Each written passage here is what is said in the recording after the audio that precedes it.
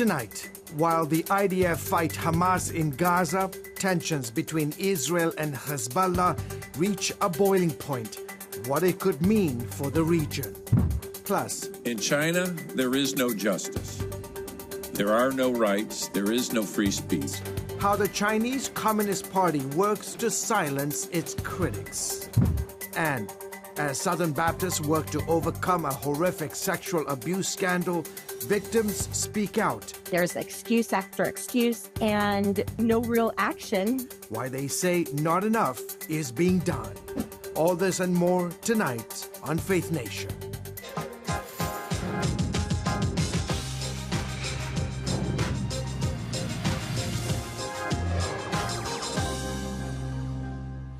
Two days of high-tech attacks within Lebanon leads to more unrest and uncertainty in the Middle East. Good evening, everyone, and welcome to Faith Nation from CBN's headquarters in Virginia Beach. I'm George Thomas. Those pages and other electronics belonging to Hezbollah members detonated, killing at least 37 people and injuring nearly 3,000. Tonight, the terror group's leader calls the deadly blast an, quote, act of war by Israel. While there's been no public confirmation, it's widely believed the Jewish state is behind the operation. CBN's Jenna Browder joins us now with more on this. Jenna? George, following those 2 days of deadly chaos, the Israeli military has stepped up strikes on southern Lebanon. Israel, with warplanes flying as far as Beirut, also approving plans for the next stage of conflict between the two countries. In a speech today, Hezbollah's leader, Hassan Nasrallah, accused Israel of crossing all boundaries and red lines. He vowed Hezbollah will emerge stronger and continue daily strikes into northern Israel. He and many others in Lebanon are accusing Israel of war crimes. I think Israel managed these recent days to reach a new ethical low through committing another war crime. This simultaneous and indiscriminate targeting of civilians, and it doesn't matter whether they're members of an armed group or civilians, amounts to a war crime according to the United Nations. And Nasrallah added Hezbollah will not stop until Israel ends its war in Gaza, where one senior Hamas official now claims the terror group has the upper hand. Khalid Mashal telling the New York Times winning for Hamas simply means surviving. Mashal also said Hamas plans to play a decisive role in Gaza when the war is over. Meanwhile, Israel maintains it has killed thousands of Hamas militants, dismantled the group's command structure, and devastated its tunnel network, rather. So much so that bombing has left Gaza's urban landscape unrecognizable. And in other major news, reaction to the UN General Assembly's resolution calling for large swaths of Israel to be Jew-free. The unbinding move calls on the IDF to withdraw from Judea and Samaria, East Jerusalem, and the Gaza Strip within 12 months. This would mean evacuating all Jewish communities beyond the 1949 armistice line, including Jerusalem's Old City. I spoke with Rabbi Abraham Cooper with the Simon Wiesenthal Center today, who says this resolution is all about weakening Israel. Israel is home to the largest Jewish community in the world in a time when they're being attacked, by Iran and all of its terrorist lackeys. At a time of raging anti-Semitism on both sides of the Atlantic, this grotesque, in-your-face kind of resolution, yeah, it is anti-Semitic, and it's trying to rewrite history. And while this resolution carries no legal weight, its passage will likely be used in international courts to seek more action against the Jewish state. George? Jenna, thank you so much. Folks, as those events threaten to escalate fighting in the Middle East, concerns growing regarding Iran's involvement in the region, and that is getting a lot of attention on Capitol Hill. Many Republicans are criticizing the Biden administration for perceived weaknesses in its response. CBN's Tara Mergener brings us that story. Republicans are sounding the alarm, saying that letting Iran continue could destabilize the Middle East. Why has this administration basically stood idle while Iran continues to supply our enemies I would actually rather that Iran didn't want escalation or confrontation. During the hearing, several lawmakers underscoring that Iran's ongoing activity will expand its influence and military operations throughout the region. For decades, Iran has been arming and enabling terrorist proxies throughout the Middle East. It has provided them with the weapons, training, and financing to attack the United States, Israel, and our partners. Concerns also extend to Iran's backing of the Houthis in Yemen, whose missile strikes threaten maritime security and global oil supplies. The hearing also addressed Iran's support for Hamas, which executed the October 7th attack. In a disturbing development, Israeli authorities announced the arrest of a Jewish Israeli civilian last month, allegedly recruited by Iran for an assassination plot targeting key Israeli leaders. Critics argue the Biden administration's strategy has been ineffective, citing ongoing attacks against U.S. personnel and a lack of decisive action. The administration says we don't want confrontation and we don't want escalation. I would actually rather that Iran didn't want escalation or confrontation. Democrats support the Biden administration's approach of prioritizing diplomatic engagement over military confrontation. They argue the Joint Comprehensive Plan of Action prevents nuclear proliferation while avoiding escalation that could endanger U.S. troops and allies. What happened to the JCPOA? Well, the United States withdrew from the deal, sir. Who did that? That was a decision made by President Trump. Lawmakers on both sides do agree unified American leadership is essential, warning that without strong and consistent action against Iranian aggression, U.S. influence could wane, further destabilizing the Middle East in the wake of the October 7th attack. Several solutions discussed include increasing sanctions on Iran, enhancing military support for Israel and Gulf allies, and countering cyber threats. In Washington, I'm Tara Mergener, CBN News. Thank you, Tara. Michael O'Hanlon is the Director of Research in Foreign Policy at the Brookings Institution, and he joins us now. Great to have you back on the broadcast. The regime, as you know, in Iran is a key supporter of Hamas and Hezbollah. Why is the Biden administration reluctant to confront the mullahs head-on and make them pay for their nefarious actions throughout the Middle East? I don't know that I would agree with that framing. I think that the Biden administration, of course, has provided a lot of support to Israel against Hamas and Hezbollah. It's also helped intercept missiles and drones that Iran launched at Israel, especially in April of this year. And it's continued to keep a fair amount of pressure on Iran across a number of technology sectors. But of course, it has been supportive of the Joint Comprehensive Plan of Action. It has not rejoined it, but its instincts are in that direction. And so there is a difference of opinion between Republicans and President Biden over just how categorical to make the pressure on Iran. Biden is leaving a small space for diplomacy. Republicans are proposing we leave none. Either way, we're putting a lot of pressure on Iran, and we have been in a bipartisan fashion in this country for more than 20 years. Hezbollah's leader Hassan Nasrallah admitted today that his group suffered a, quote, major and unprecedented blow. Is it your thinking that Israel is potentially getting ready for a full-scale war with Hezbollah? The problem for both Israel and Hezbollah is there's no path to victory in a full-scale war. They basically tried to have one against each other in 2006, and it didn't really conclude very well for either side. Israel tried to go into the southern third of Lebanon with ground troops after a number of days of bombing and couldn't root out all the well-entrenched Hezbollah positions. But, Hezbollah also has an interest in Lebanon being a functional country because Hezbollah is both a terrorist organization and a part of the government. In fact, they're also a third thing, which is a social welfare provider. So Hezbollah's interests are not in seeing Lebanon turned into a wasteland by an all-out war. So that's why so far, over 12 months, we haven't really seen this become an all-out war.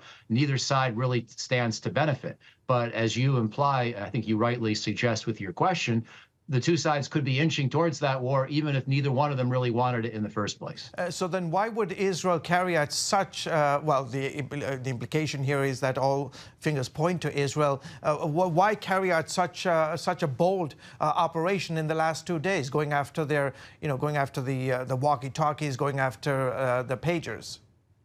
It's a good question. I can think of maybe three hypotheses. One is Israel had the technical ability to do it, and sometimes organizations that have that ability unless they're sort of stopped, they follow through, because sometimes just having the capability makes it very appealing and alluring to try to actually go and implement that. A second reason is that Israel would probably contend that many thousands of its citizens have been injured or driven from their homes in northern Israel by Hezbollah rocket attacks. And so they're trying to create a sense of comparable pain and punishment across the Lebanese population, particularly those people who are affiliated with Hezbollah and therefore would have these electronics. And then, as you say, a third reason really could be that they're getting ready for a larger attack and they want to weaken Hezbollah and distract it and take some of its fighters out of the picture before that begins. I don't know which of the three. I don't really feel I have a good ability to read Israel at this point in the conflict. Yeah. Okay, Michael, thank you. As always, appreciate your coming on the show and your insights. Come back again, okay? Thank you. You're welcome. New polling shows a neck-and-neck race for the White House, all things election 2024, when Faith Nation returns.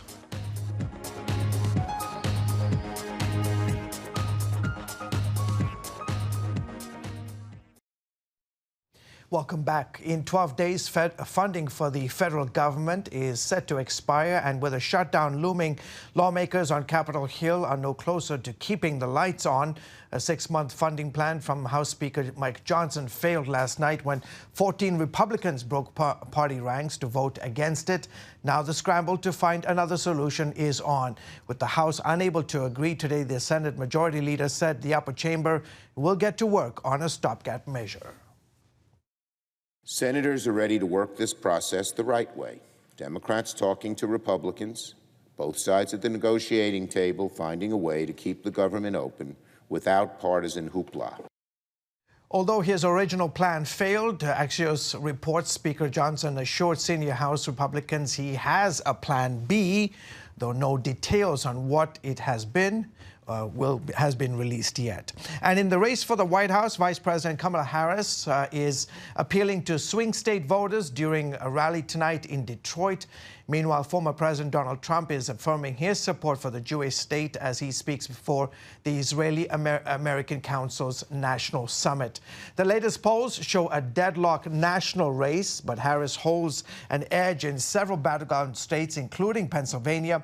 There, she's leading Trump 50-46 with a 3.8 margin of error. Meanwhile, Trump is doubling down on immigration, now saying he will visit Springfield, Ohio, after he falsely claimed Haitian migrants are eating people's pets. You may never see me again, but that's okay. Got to do what I got to do. Whatever happened to Trump? Well, he never got out of Springfield. Springfield's mayor has warned against a visit from both candidates, citing recent bomb threats. And with that, let's bring in CBN chief political analyst David Brody. So, David, why does the Trump campaign keep focusing on Springfield's Haitian population? Is it winning? Is it winning them any points? Well, it's not winning them any points with the legacy media, who's out to basically tarnish them at every step of the way. But to kind of ordinary Americans in the heartland, if immigration's an issue and this kind of accentuates the point, they're okay to talk about it. Is it a winning strategy? Who the heck knows at this point, George? I give up. I've given up a long time ago on this whole race as it relates to trying to figure everything out. We're talking about cats and dogs at this point.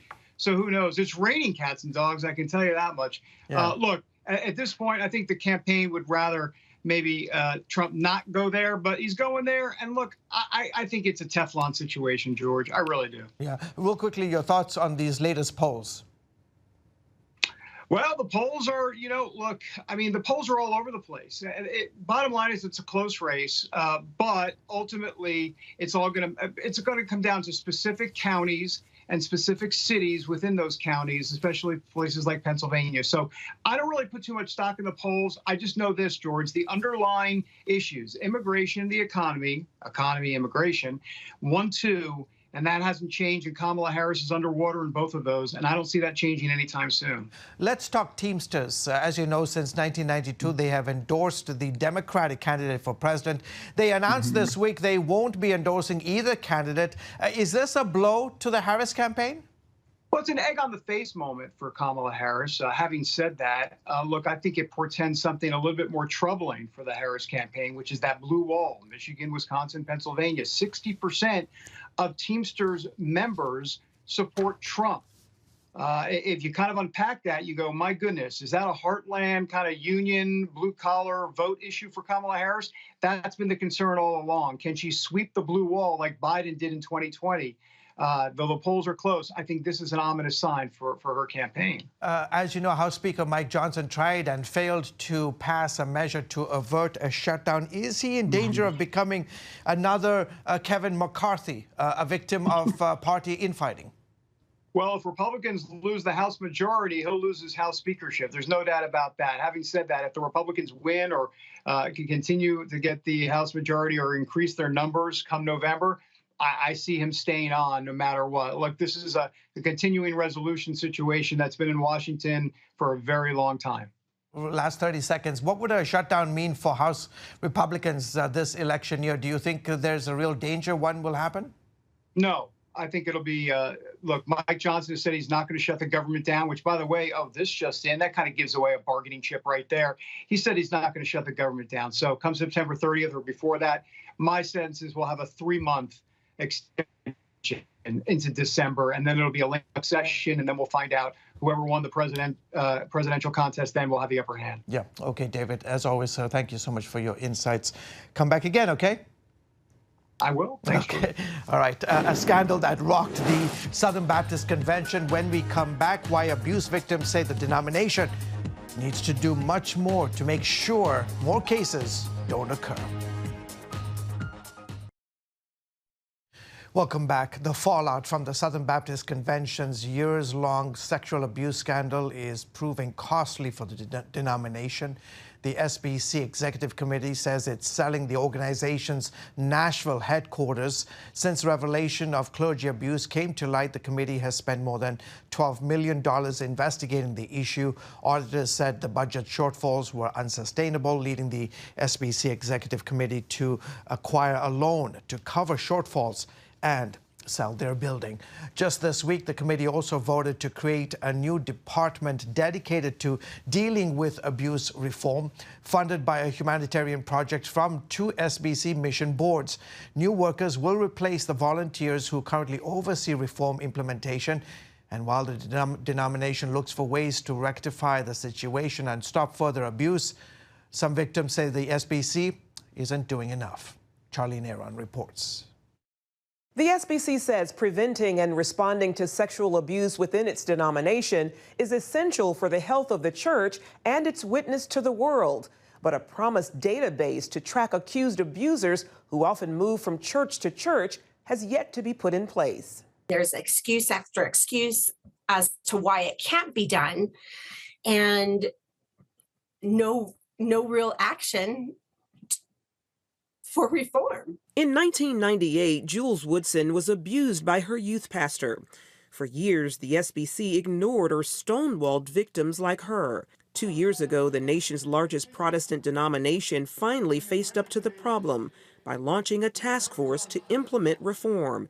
Its mission to develop those resources and build a database of abusive pastors. In June, the task force disbanded with only half the job done, failing to produce the database that victims deem so important to holding abusers accountable and preventing future abuse. It's pretty discouraging. There wasn't a lot to come out of the annual meeting this year. David Pittman shares that disappointment. He was raped from the age of 12 to 15 by his youth minister. It's just a dog and pony show, because nothing of substance took place. However, the task force did make some progress, creating a curriculum for training church leaders to prevent and respond to sexual abuse. Chris Buckman said her work implementing reform was a revelation. I think I fell into the camp a few years ago with a lot of people that said this isn't as much of a big a problem as we think it is. But as I got into the task force and started working with churches, and hearing more and more stories and how more common it is than not, I think that opened my eyes a lot. Pastor Brett Eubank of Petal First Baptist Church says that while the curriculum represents a move forward, more work needs to be done. It's not the end all be all. It's not the deepest thing in the world, but it tries to give churches some grasp, some handles on how they can address this issue inside their church so that it wouldn't happen there. The SBC Executive Committee is reportedly working to implement the task force's recommendations. But Buckman says real change is likely to come from local congregations. As churches move through this curriculum, there's going to be questions, there's going to be eyes opened, and so we may hear more cases as people are discovering more of the bad actors in their churches. And so we're hoping that it brings a lot of this to light and that they know how to deal with it when it comes. Meanwhile, Woodson and other survivors are frustrated. As far as having any really true hope for reform in the SBC, I'm very weary. A sentiment Eubank understands. We are as equally sometimes as frustrated that things have not progressed like we had. But what we do always want them to know is we have worked diligently and very hard to try to get those things across the board. We do believe the database is going to happen. As the work to fight sex abuse in the SBC continues, some victims are beginning to lose faith in that promise. Charlene Aaron, CBN News.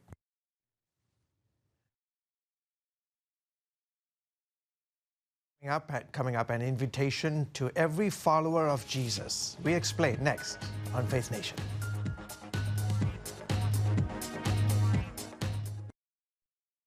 Finally tonight, a church gathering unlike any other. An event called Gather 25 aims to connect the global church for a dedicated time of prayer and worship.